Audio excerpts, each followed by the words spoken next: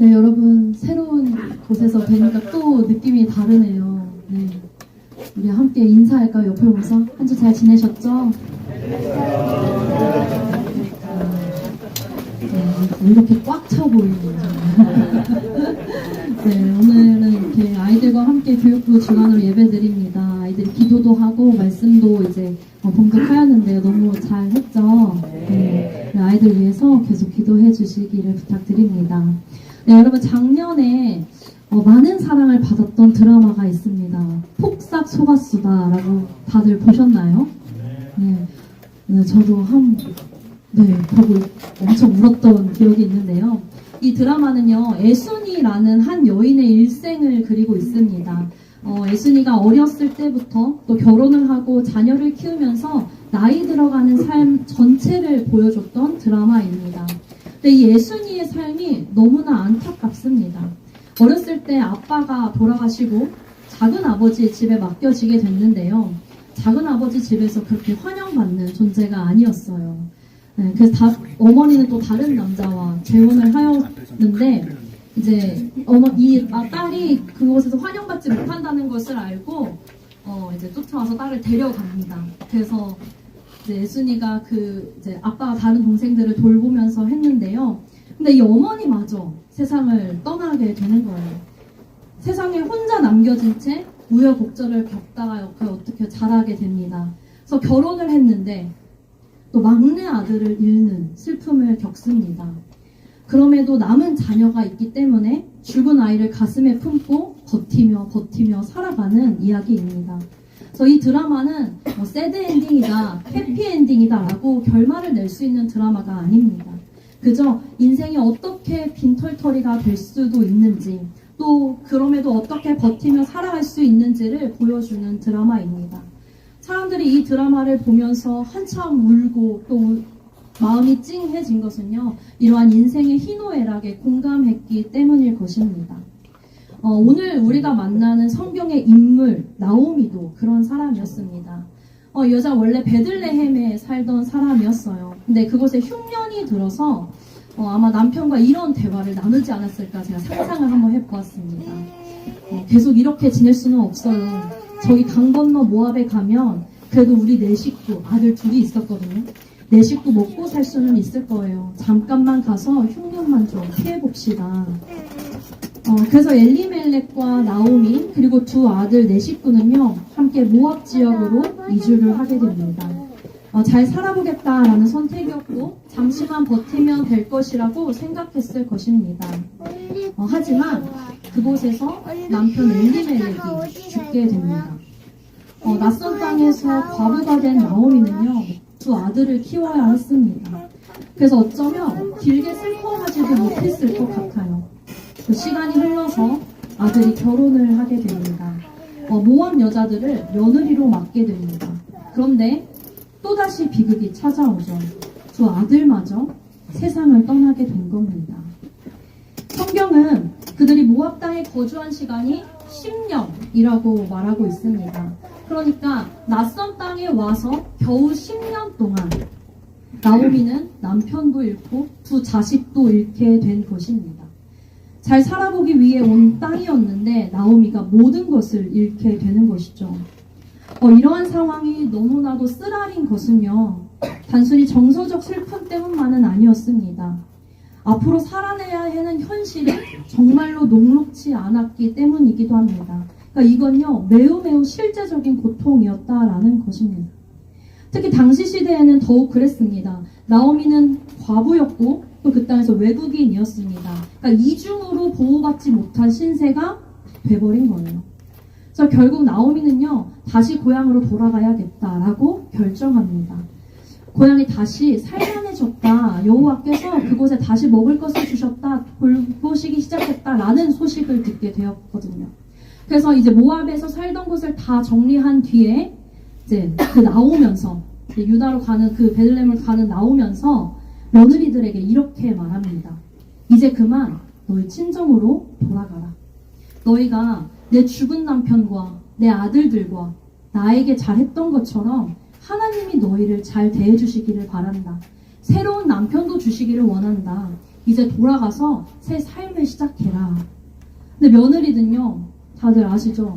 거부합니다. 처음에 거부했어요. 그럴 수 없습니다. 어머니 같이 가겠습니다 라고 말하는데 시어머니는 계속해서 아니다, 돌아가라. 내가 너에게 해줄 수 있는 게 아무것도 없다라며 서로 눈물을 흘리고 부둥켜 안았습니다. 근데 정말 나오미가 해줄 수 있는 게 아무것도 없었어요. 남편을 다시 얻을 수 있는 것도 아니고, 혹여 정말 남편을 얻었다 해도 아이를 다시 가져서 그 아이가 커서 다시 이 며느리들과 결혼하기까지는 또 시간이 한참 걸리는 것이니까요. 또 며느리들이 다시 이제 베들레헴에 가면 이번엔 며느리가 외국인이 되는 거잖아요. 그럼 나오미가 어쨌든 이렇게 조금 이렇게 이끌어야 될 텐데 그조차도 어려움이 있었던 것이죠. 본인에게는 희망이 없지만 며느리들에게는 아직 희망이 있다라고 생각한 거예요. 그러니까 너희가 새 남편을 얻어서 친정에 돌아가서 새 남편을 얻어 다시 시작하면 너네 잘 살 수 있다라고 말한 것이었어요. 나오미가 그 이제 말씀에 보면 너희를 생각하면 마음이 쓰리다라고 말하기도 하거든요. 그래서 이내 한 며느리는 친정으로 돌아갔습니다. 그런데 룻은 계속 어머니와 같이 가겠다라고 말하죠. 그러면서 이렇게 유명한 대사를 남깁니다. 제게 어머니를 떠나라고 하지 마세요. 어머니께서 가시는 곳에 나도 가고 어머니께서 머무시는 곳에 나도 머물겠습니다. 어머니의 백성이 나의 백성이 되고 어머니의 하나님이 나의 하나님이 되실 거예요. 아주 단호한 이 며느리의 태도를 보고요. 나오미는 같이 함께 가기로 마음을 먹습니다. 그렇게 두 여자가 베들레헴으로 돌아가게 됩니다. 그때 사람들이 그들을 보고 시끌벅적합니다. 이 여자 나오미 아니야? 라고 수군대기 시작하는 거예요. 안타까운 마음들이었고 놀란 마음들로 그들을 봤습니다. 10년 전에 남편과 아들 다 데리고 함께 떠나서 잘 살아보겠다고 떠났던 저 나오미가 왜 지금 이 낯선 젊은 여자와 둘이서만 이 땅에 돌아왔지? 라고 생각한 것입니다. 저 집에 대체 무슨 일이 있었던 거야? 라고 싶었겠죠. 얼굴도 말이 아니었을 테고요. 그때 나오미가 오늘 본문과 같이 이렇게 말합니다. 나를 나오미라고 부르지 마세요. 하나님께서 나를 고통스럽게 하셨습니다. 한가득 안고 떠났던 나를 빈털터리로 돌아오게 하셨어요. 그러니까 나를 더 이상 나오미라고 부르지 말고 마라라고 불러주세요. 나오미라는 이름은요, 기쁨, 사랑, 친절한 이런 좋은 뜻을 가진 이름이었습니다. 그런데 자신의 삶에 더 이상 기쁨이 없다라고 생각한 거예요. 자신의 고통, 괴로움을 의미하는 마라라는 이름으로 바꿔 불러달라라고 한 것이죠. 자기 인생에 고통밖에 없으니까. 자신의 남편과 자식의 무덤을 낯선 땅에 두고서 익숙한 곳으로 돌아오니 아마 나오미의 고통은 더 깊어졌을 것입니다. 근데 나오미가요, 이렇게 자기에게 일어난 일을 신앙적으로 해석합니다. 그리고 그가 내린 결론은 이거였어요. 하나님께서 나를 치셨다. 하나님께서 나를 심판하셨다. 자신의 삶이 전능하신 하나님께 속해 있구나라는 것을 기억하기도 한 고백입니다. 나오미에게 일어난 일들이 정말 하나님의 심판이었는지 우리는 알 수 없습니다. 본문은 그런 걸 얘기하고 있지 않아요. 오직 나오미의 시선만 제시하고 있습니다. 여러분, 우리도 어려운 일을 겪을 때 우리도 모르게 이런 생각을 할 때가 있잖아요. 내가 뭐 하나님 앞에 잘못했나? 이런 생각을 할 때가 있죠.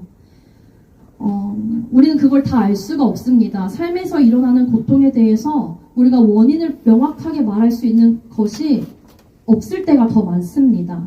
신앙인이라면 더욱 그러하고요. 그런데 이 어려움 속에서 더욱더 분명해지고 선명해지는 게 하나 있는데요. 그것은 바로 내 삶이 하나님께 속했다라는 것을 다시 기억하게 된다라는 것입니다. 내 노력, 내 의지, 내 계획들을 다 넘어선 일들이 일어날 때 전능하신 하나님을 기억하게 된다라는 것입니다. 그것이 긍정적인 반응이든 부정적인 반응이든과 상관없이요. 그리고 원망스럽기도 하지만 그럼에도 붙들 뿐이 하나님밖에 없음 또한 다시금 생각하게 됩니다. 나오미가요, 하나님이 나를 치셨다라고 말하면서도 아이러니하게 베들레헴에 하나님이 다시 돌보시기 시작했으니 내가 그 땅으로 다시 가야겠다라고 생각했던 것처럼 말입니다. 여러분, 여기까지가 1장의 내용입니다. 그런데 룻기 2장, 3장을 거쳐서 4장에서 룻기는 이렇게 마무리되고 있습니다. 오늘 본문 중에 있는데요. 14절, 15절 말씀을 함께 읽도록 하겠습니다. 시작! 여호와께서 오늘 내게 분명 물을 자가 없게 하지 아니하셨도다. 이 아이의 눈이 이스라엘 중에 명함을 듣기를 원하노라. 이는 내 생명의 회복자이며 내 영혼의 보양자라. 곧 너를 사랑하며 그리고 알고자 귀하게 너희가 낳은 자라. 여러분, 이 고백을 보면 나오미의 삶이 더 이상 괴로움이 아니다라는 것을 알 수 있습니다. 사실 룻기의 주인공은 룻이 아니라 나오미입니다. 처음에 나오미의 괴로움으로 시작해서요, 이렇게 나오미의 삶이 회복되는 이야기로 마무리되고 있습니다. 여러분, 그렇다면 무엇이 나오미의 삶을 이렇게 회복시킨 것일까요? 룻기는 에스더서처럼 하나님이 이렇게 전면에 등장하는 성경이 아닙니다. 하나님이 직접적으로 어떤 일을 행하셨다라고 것이 드러나고 있지 않습니다. 어떤 이 스토리 내용에 하나님의 기적적인 일하심도 없고요. 어떠한 설명도 없습니다. 그런데 사람들의 선택만이 등장하고 있습니다. 그 첫 번째 사람이 바로 며느리 룻이었죠. 룻은요, 자신의 모든 것을 버리고 시어머니와 함께 낯선 곳으로 온 자입니다. 만약 룻이 없었다면 빈털터리로 돌아왔던 나오미의 삶이 어떻게 됐을지 우리는 알 수 없습니다. 룻은요, 베들레헴에 와서는 이삭 죽기를 통해서 생계를 이어나갔습니다.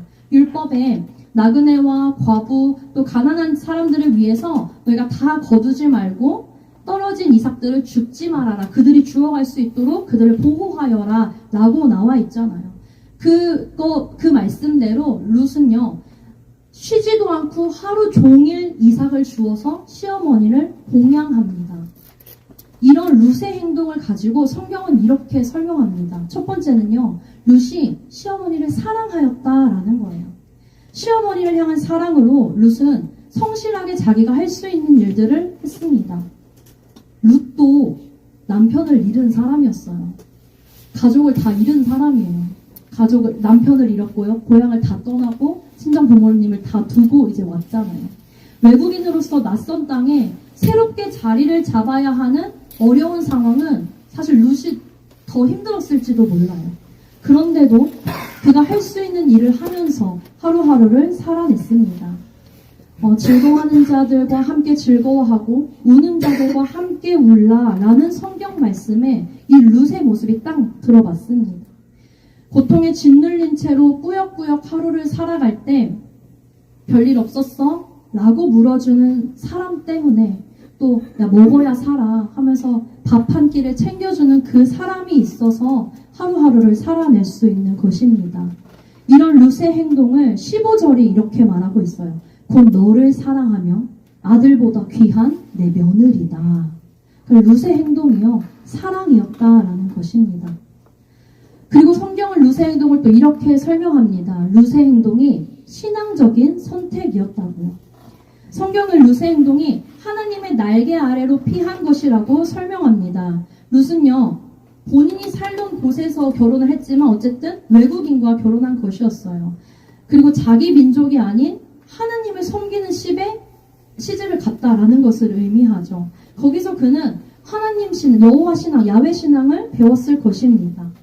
그래서 모압에서요, 시어머니가 룻에게 돌아가라, 네 동서가 떠난 것처럼 너도 돌아가라 라고 할 때 뭐라고 말했냐면요, 내 동서가 그의 백성과 그의 신에게 돌아간 것처럼 너도 돌아가라 라고 말을 했습니다. 그런데 그 말을 듣고 룻이 아까 말씀드렸던 것처럼 어머니의 하나님이 나의 하나님이 되십니다 라고 말한 것입니다. 그러니까 룻이 나오미를 따라온 건요, 단순히 너 결혼한 남편에 대한 정절이나 홀로 남은 시어머니를 향한 애정만으로는 설명할 수 없습니다. 더 근본적으로 이스라엘 하나님에 대한 신뢰에 기반했던 것이라는 거죠.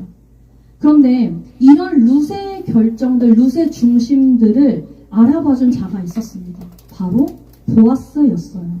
이 보아스는 능력도 있고 돈도 많은 사람이었습니다. 무엇보다 하나님을 경외하는 사람이었어요. 이 성경 이제 룻기 1장 1절에 사사들이 다스리던 때라고 이렇게 표현이 되고 있거든요. 그러니까 사사시대에 있었던 일이에요. 이 사사시대는 자기 소견에 옳은 대로 하는 대로 행하던 시대였고 영적 지도자들조차 타락했던 시대였잖아요. 근데 그런 시대에도 이 과부인 룻에게 율법대로 친절을 베풀었던 사람이라는 것을 보면은 이 보아스라는 사람이 그래도 하나님을 기억하고 하나님의 말씀대로 살려는 자였다는 것을 알 수 있습니다. 보아스는요, 자기 밭에서 이삭을 줍는 룻의 사정을 잘 알고 있었습니다. 그래서 룻에게 다른 밭에 가지 말고 여기에 있어라. 내 종들 옆을 뒤를 따라다니면서 이 밭에서 주어라. 라고 말했습니다. 또 일꾼들에게는요, 일부러 곡식 다발을 뽑아서 버려두라. 라고 말했어요. 룻이 넉넉히 주워갈 수 있도록 배려한 것이었습니다. 또 일하다가 일꾼들 곁으로 와서 이거 먹어라. 배부르게 먹기도 하고 그걸 챙겨서 시어머니에게 보내기도 했습니다. 그리고 보아스는 룻의 신앙 또한 알아본 자였습니다. 그래서 이렇게 말합니다. 여호와께서 그의 날개 아래 보호를 받으러 온 내게 온전한 상 주시기를 원한다. 새한글 성경은 이렇게 표현하고 있어요. 그대가 그분 날개 아래로 피했으니까 그대가 한 일에 대한 품삯을 하나님께 제대로 받기를 원합니다. 우리가 신앙생활을 하고 또 사람을 이렇게 만나다 보면요, 유독 섬세하게 사람을 살피는 이들이 있잖아요.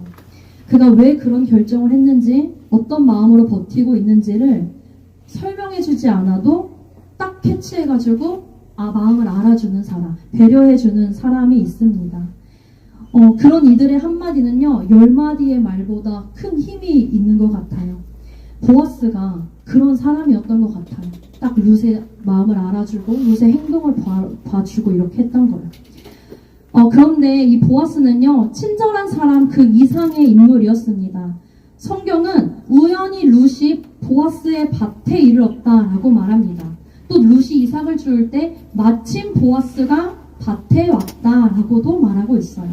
그러니까 우연히 일어난 일이라고 하지만 하나님께서 이 나오미 가정을 돌보고 계시며 하나님의 섭리 가운데 룻과 보아스를 만나게 하신 것이다 라는 것을 우리는 알고 있습니다. 보아스는 나오미의 남편 엘리멜렉의 친족이었고 기업을 물을 수 있는 자 중에 한 사람이었습니다. 기업을 물을 자라는 건 가문이 무너질 위기에 처했을 때 이것을 대신 책임져서 회복시켜 줄 수 있는 사람, 그러니까 보호해 줄 수 있는 사람을 말하거든요. 그런데 이거는 의무가 아니었어요. 실제로 이 보아스보다 더 가까운 친족은요, 자기에게 손해가 될까봐 그 책임을 거절했습니다. 근데 보아스는 룻에게 이렇게 말하였어요. 그가 만약 하지 않는다면, 그가 책임을 져주지 않는다면 내가 반드시 그 책임을 지겠다. 그리고 그는 정말로 그 책임을 지고 룻을 아내로 맞이하게 됩니다. 보아스의 이 책임 있는 선택을 통해 아들이 태어났고 나오미의 삶은 다시 이어지게 됩니다. 당시 시대 상황에서 이것은요, 매우 큰 의미를 지닙니다.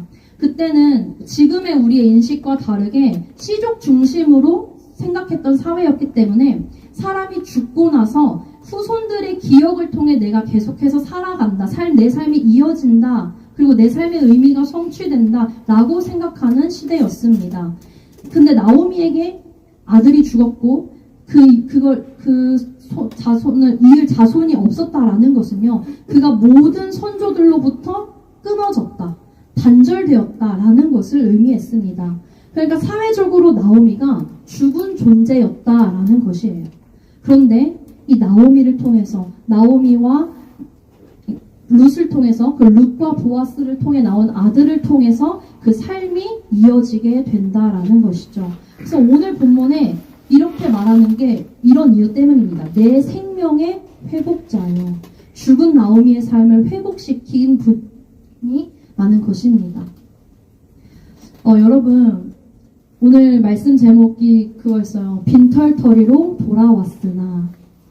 나오미가 빈털터리로 베들레헴에 돌아왔으나 그의 인생은 거기서 끝나지 않았습니다. 그의 인생을 바꾼 것은요, 룻과 보아스를 통해 드러난 사랑이었습니다.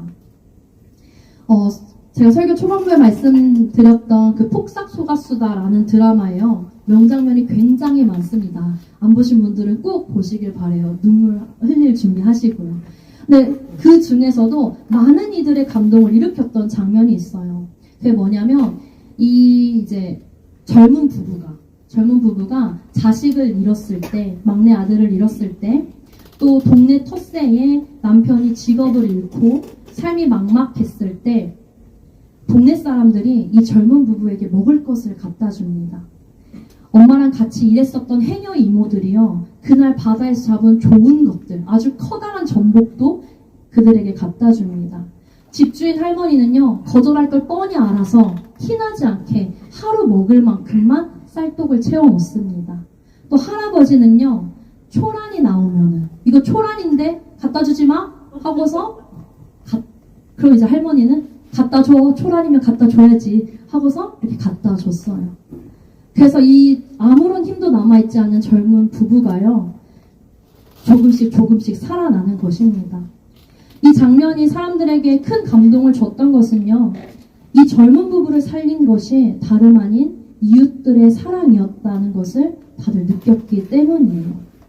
이 폭삭소가수다 드라마 이렇게 명장면이라고 이렇게 유튜브에 클립으로 해놓은 거예요. 사람들이 막 댓글을 달았어요. 근데 그 댓글 중에 이런 여러 사연들을 다는 거예요. 자식이 죽은 이야기, 사업이 망한 이야기, 그래서 목숨을 이제 안 좋은 선택을 하려고, 극단적 선택을 하려고 했던 이야기, 그리고 사기를 당한 이야기, 뭐 여러 가지 병에 걸린 이야기들부터 수많은 사연들을 이제 댓글에 달아요. 근데 그 사람들이 공통적으로 이제 그거 하면서 같이 말하는 게 뭐냐면요, 그런데 그 옆에 있는 그 사람 때문에 제가 아직 살아 있습니다. 얼굴 한번 본 적 없지만 뭐 하는 거예요? 라고 물어봐 줬던 그 사람 때문에 제가 이렇게 살아서 버텨내고 있습니다. 이런 댓글을 이렇게 달아놨어요.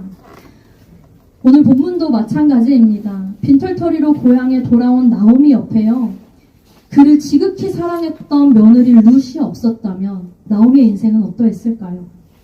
또 그런 룻의 사랑을 알아봐주고 친절을 베푸는 보아스가 없었다면 어땠을까요? 그리고 그가 기꺼이 기업 물을 자가 되어주지 않았다면 룻과 나오미의 인생은 어떤 결말을 맞이했을까요? 여러분, 결국 우리는 사랑으로 살아갑니다. 텅 빈 것을 채우는 것은 다름 아닌 사랑입니다. 그리고 그 사랑은 말로만 하는 사랑이 아니라 마음을 굳게 먹고 자신이 할 수 있는 일들을 끝까지 하는 신실함으로 드러납니다. 그런데 여기까지는요, 사람이 할 수 있는 것이에요. 신앙이 없어도 할 수 있는 겁니다. 도덕적이고 윤리적이고 한 사람들이 충분히 할 수 있는 일들이에요. 그런데 신앙인의 실천은 그 이상의 의미를 지닙니다. 하나님께서 한 사람 한 사람의 신실한 행동들을 엮으셔서 놀라운 역사들을 펼쳐가시기 때문입니다. 절망적인 사사시대였지만 하나님은 자기 백성을 포기하지 않으시겠다는 언약의 약속을 이어가시는 분입니다. 그래서 한 사람 한 사람의 행동들을 한데 모아서 하나님의 역사들을 보여주시는 거죠. 여러분, 성도는 어떤 정체성을 가진 자들인가요? 우리는 이미 나오미와 같은 경험을 한 자들입니다. 우리의 빈털터리 인생을 발견한 자들이고 그것이 그리스도의 사랑으로 채워졌다는 것을 경험한 자들입니다. 만약 예수님이 십자가에 달리지 않으셨다면, 그래서 우리의 영적 갈급함이 채워지지 않았더라면 우리는 어떤 삶을 살고 있었을까요? 우리와 함께 하시기 위해 이 땅에 오신 예수님의 모습은요, 시어머니를 떠나지 않겠다고 말한 룻의 사랑과 닮아 있습니다. 우리를 구속하기 위해 십자가에 달리신 예수님의 선택은요, 반드시 책임지겠다라는 보아스의 결심과 닮아 있습니다. 그 사랑이 없었다면 우리의 삶은 여전히 빈털터리로 남아있을 것입니다. 그러므로 성도로서 세상을 딛고 살아간다는 것은요, 여전히 이 세상에 사랑을 필요로 하는 사람이 있음을 보는 것입니다. 그리고 하나님의 섭리를 기대하면서 내가 할 수 있는 작은 일들을 외면하지 않고 행하는 삶입니다. 우리가 누군가에게 룻이 되어주고 보아스가 되어주는 삶인 거죠. 사랑하는 성도 여러분, 우리는 지금 사순절 기간을 보내고 있습니다. 사순절 돌이키며 바라보다의 저자 이성 맥컬리는요, 사순절에 대해 이렇게 설명합니다. 사순절은 단순히 죽을 수밖에 없는 우리의 운명에 대해 더 자세하게 생각하는 기간이 아니다. 이는 영적, 물질적 결핍을 겪는 사람들을 연민의 마음으로 바라보셨던 우리 주님을 본받아 이 세상의 고통을 향해 우리의 삶과 마음을 여는 기회다. 바라기는 이번 사순절 빈털터리였던 나의 인생이 어떤 사랑을 받아 이렇게 풍성해졌는지를 기억하고 또 내가 받은 사랑으로 누구를 바라보며 살아갈 것인지를 다시 한번 배우는 우리 교회가 되기를 주님의 이름으로 축복합니다. 네, 우리 함께 찬양하도록 하겠습니다. 아까 함께 불렀던 찬양인데요. 우리 향한 하나님의 사랑을 기억하며 함께 하시기 위해 이 땅에 오시고 책임지시기 위해 이 땅에 오신 그 예수님의 선택을 묵상하며 함께 찬양했으면 좋겠습니다.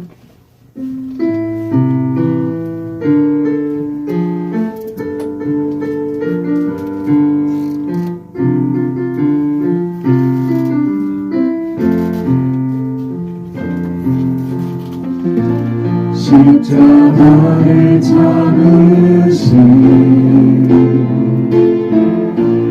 어린 양 예수 내 죄 씻어주시고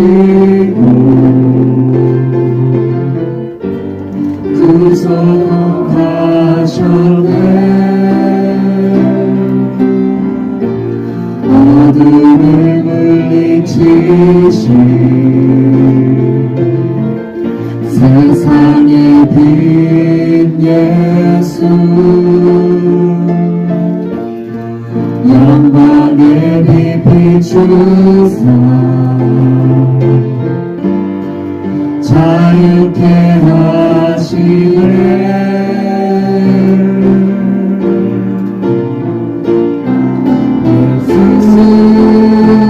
하나님의 완전한 사랑 예수 하나님의 합없는 은혜 예수 하나님의 놀라운 지혜 아름다운 그 이름 예수 십자가를 참으신 십자가를 참으신 어린 양 예수 내 죄 씻어주시고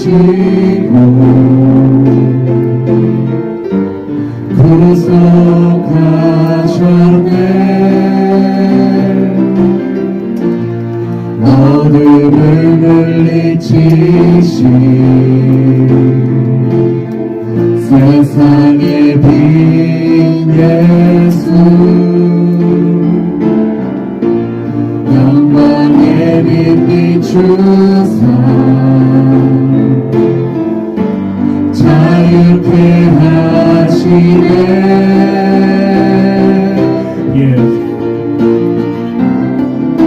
예수 하나님의 완전한 사랑 예수 하나님의 합없는 은혜 예수 하나님의 놀라운 지혜 아름다운 그 이름 예수 하나님의 완전한 사랑 예수 하나님의 완전한 사랑 예수 하나님의 합없는 은혜 예수 하나님의 놀라운 지혜 아름다운 마지막으로 그 하겠습니다. 예수 하나님의 완전한 사랑 예수 하나님의 완전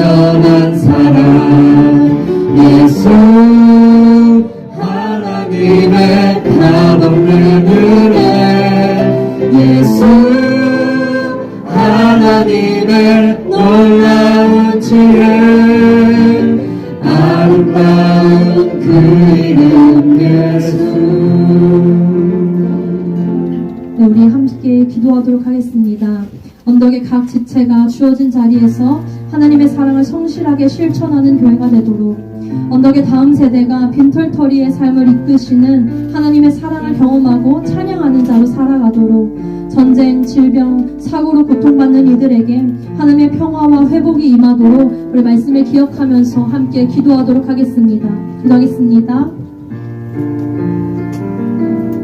사랑해 주님 감사합니다. 빈털터리였던 우리의 삶을 그리스도의 사랑으로 채우시는 은혜를 기억하며 하나님 우리가 기도하며 나아갑니다.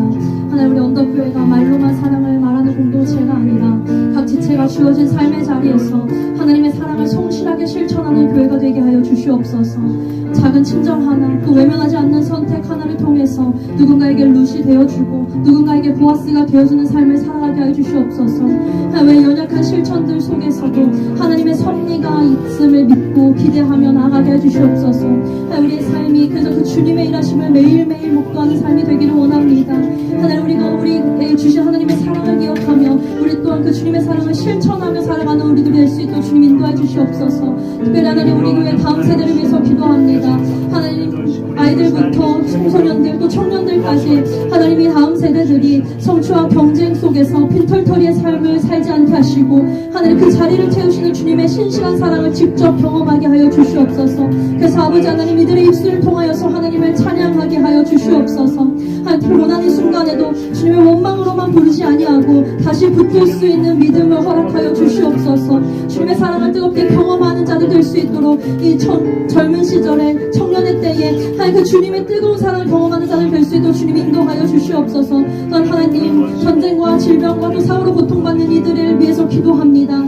하나님 이 땅에 많은 고통당하는 자들이 있습니다. 하나님 이들을 기억하여 주시옵소서. 삶의 터전이 무너지고 하나님 사랑하는 이들을 잃은 이들의 마음에 하나님 위로하여 주시옵소서. 주님의 평화가 임하게 하시고 주님의 회복이 임하게 하여 주시옵소서.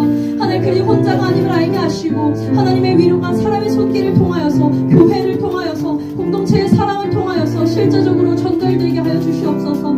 하나님 우리가 이번 사순절을 보내며 하나님 우리가 어떤 자들인지 기억하게 하여 주시옵소서. 우리가 받은 사랑이 어떠한 사랑인지 알게 하여 주시옵소서. 빈털터리였던 우리의 인생이 어떻게 풍성해졌는지를 기억하게 하여 주시옵소서. 그래서 하나님 이제는 그 사랑으로 누구를 바라보며 살아갈 것인지를 다시금 배워가는 우리 교회가 될 수 있도록 주님 인도하여 주시옵소서. 사랑의 하나님, 빈털터리였던 우리의 삶을 그리스도의 사랑으로 채워주심에 감사드립니다. 주님 오늘 말씀을 기억하며 우리가 어떤 사랑을 받은 자들인지 기억하게 하시고 그 사랑을 이웃 가운데 흘려보낼 수 있는 자들 되게 하여 주시옵소서. 누구를 바라봐야 할지 누구 곁에 서야 할지를 깨달아 알게 하시고 또한 우리 가운데 지혜를 허락하여 주셔서 그들 가운데 어떤 도움을 줄 수 있는지 생각나게 하여 주시옵소서. 우리의 작은 순종과 실천을 사용하여 주셔서 텅 빈 곳이 채워지고 괴로움이 찬양으로 바뀌는 하나님의 은혜를 경험하게 하여 주시옵소서. 감사드리며 예수님의 이름으로 기도드립니다.